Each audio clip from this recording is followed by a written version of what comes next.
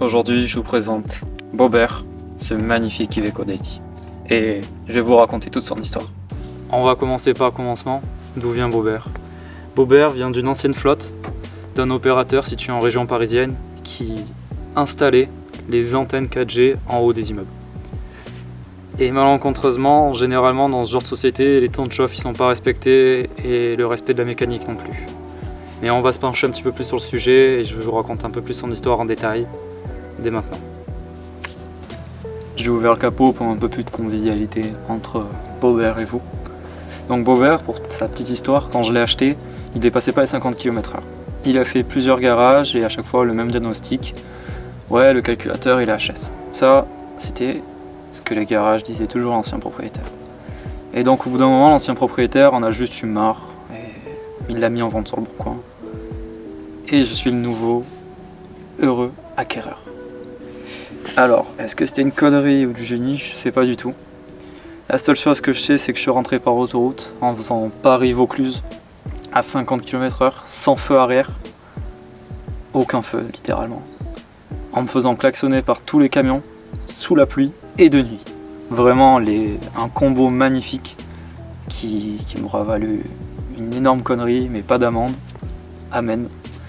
Et rien d'autre que Bobert et moi rentrant sains et saufs chez moi, dans le Vaucluse. Vous allez me dire, maintenant Nicolas, il tourne bien quand même Bobert. Et oui, une fois arrivé chez moi, j'ai commencé mon enquête. 1 mois de galère à chercher la panne, jusqu'à ce que je finisse par changer le capteur PMH. C'était la cause de tout.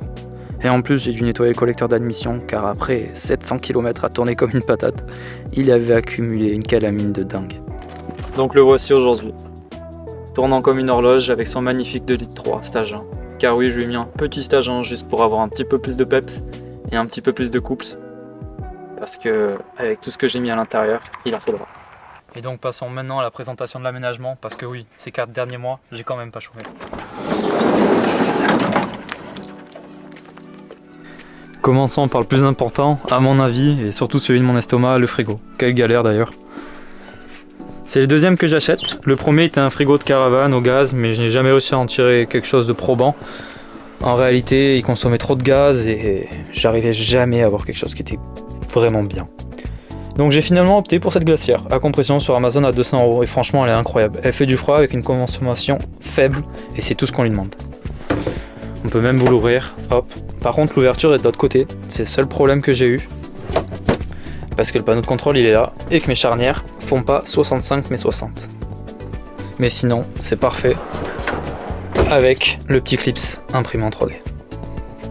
Pour la cuisine, je me suis pas trop pris la tête. Le plan de travail est le même que dans une maison classique. Et pour les portes, j'ai utilisé du contreplaqué de 10 mm avec des charnières imprimées en 3D, car je trouvais pas ce qui me convenait dans le commerce. Pour l'évier, c'est un bac alimentaire où j'ai fait un trou à l'intérieur. Et pour le circuit d'eau, c'est un robinet basique Amazon. En sachant que la cuisine a sa propre lumière indépendante de tout le séjour, pour que quand on fasse à manger, ce soit plus pratique. Il n'y a pas de gaz comme vous pouvez le voir, étant donné que je voulais pas passer la norme VASP. Et pour pas passer la norme VASP, j'ai préféré retirer le gaz et du coup j'ai un gaz indépendant de la cuisine. Pour le bardage intérieur, je suis parti sur des lames en 8 mm en déclassé et franchement elles font super bien le taf. Personnellement j'aime bien les vis noires, après je sais que c'est pas au goût de tout le monde, mais bon, pour moi j'aime bien. J'ai rajouté un petit porte-manteau pour pouvoir mettre mes affaires d'hiver, un petit miroir pour que le matin je voie bien la gueule que j'ai et surtout une table avec un petit loquet imprimé en 3D qui me permet de manger à deux en sachant qu'il y a une chaise qui passe là et une chaise qui passe là et c'est nickel pour les moments où il pleut ou autre. Et en plus, elle n'a pas du tout de jeu, donc aucun mouvement. Passons à la douche. Au début, je ne savais pas vraiment si j'allais en installer une dans Bobert, mais au final, je suis vraiment content de l'avoir fait. À l'intérieur, on retrouve une arrivée d'eau comme dans la cuisine où on peut activer avec cette petite vanne d'arrosage. Super pratique pour gérer le débit. Pour les parois, j'ai utilisé du contreplaqué de 20 mm verni et j'y ai collé des plaques de MDF en 3 mm que j'ai résiné et étanchéifié. Ce qui donne ce petit rendu un petit peu gloss. Quant au bac de douche, il est vraiment overkill. C'est un bac en acier de 3 mm que j'ai réalisé moi-même, il est robuste mais il fait vachement bien le job. Et pour le faux carrelage, ça vient d'AliExpress. J'aime bien le rendu, ça ajoute une petite touche sympa à l'ensemble. Et le rideau vient aussi d'AliExpress, avec là un tourillon en bois, qui est normalement pour les meubles Ikea. Passons maintenant à la présentation du lit. C'est un matelas standard en 140 par 200 qui a été plié à son bout et qui maintenant mesure 140 par 190. Et franchement c'est pratique, un vrai lit et c'est un vrai bonheur. J'ai ajouté 2 petits ventilateurs en bout qui sont réglables, bidirectionnels, qui me permettent de me rafraîchir en été. Pour le chauffage du van, j'ai choisi un chauffage au diesel, un Shinasto, qui est contrôlable depuis mon lit et c'est super pratique. Pour les nuits froides, je peux le redémarrer au petit matin sans aucun problème. J'y ai ajouté aussi un petit port USB juste à côté du lit et dans la cuisine pour pouvoir charger mon téléphone et un monitoring de la batterie.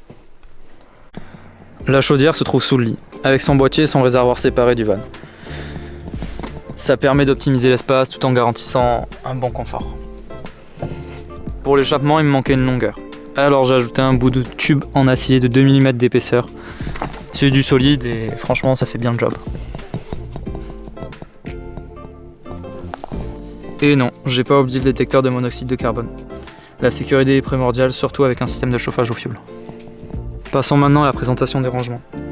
Pour faire simple, j'ai opté pour des petites boîtes sur charnière situées au-dessus du lit, au-dessus de la cuisine et en dessous de la cuisine. Elles sont simples avec des charnières et des loquets de blocage pour que quand je roule, elles ne s'ouvrent pas toutes seules. Ces boîtes sont parfaites pour optimiser l'espace. Elles sont faciles d'accès, idéales pour ranger tout ce dont j'ai besoin, que ce soit des vêtements, de la nourriture ou d'autres accessoires.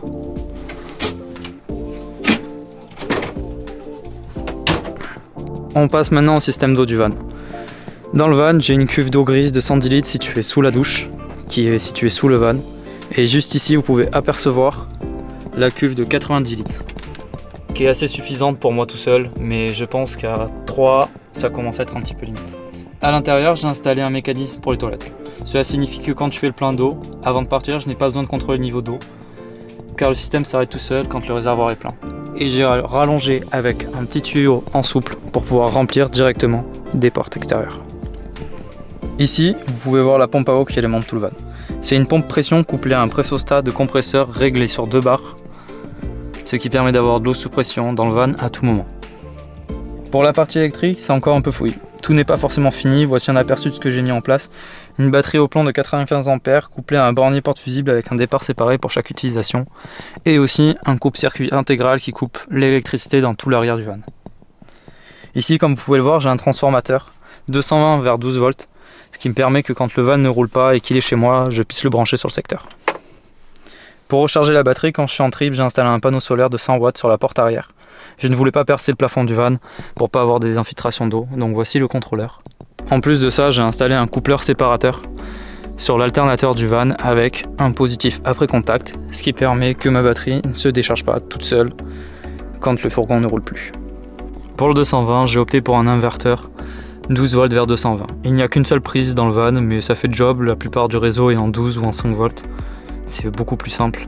Et en plus, le seul moyen de l'allumer, c'est de venir sur l'interrupteur qui est situé sur le côté, car je me sers très rarement du 220. Et je me suis aussi amusé avec l'éclairage en ajoutant un ruban LED faisant tout le tour du van et réglable depuis mon téléphone ou la petite télécommande. Ensuite, il y a un éclairage dans la salle de bain qui est séparé de l'éclairage qui est dans la cuisine et qui est séparé de l'éclairage qui est dans la salle de vie. Ça permet d'avoir une bonne luminosité pendant que vous faites à manger, une bonne luminosité quand vous êtes dans la douche et une bonne luminosité quand vous êtes dans toutes les pièces. Passons maintenant à la présentation de la dernière petite feature, le DAX. Il y a pile la place en hauteur et en largeur pour pouvoir l'intégrer et franchement c'est un vrai bonheur. C'est pour ça d'ailleurs que le lit est aussi haut. Ce DAX il me permet de me déplacer plus aisément sur mes spots sans toutes les contraintes habituelles par rapport à la hauteur ou à la largeur du van. Et ça me permet d'explorer des petits coins nouveaux, ou comme par exemple ici dans la forêt où il y a plein de petits sentiers où je peux justement les faire en DAX. Et bientôt il aura des pneus à crampons. Donc voilà, c'est tout pour l'histoire de Bobert. Je vous ai raconté à peu près dans sa globalité pourquoi il est là et comment il est là désormais. Et j'espère que je vais avoir de grands trips avec lui et que ça va être nickel. Et j'espère surtout vous revoir sur la prochaine vidéo qui sera un trip avec Bobert. A plus.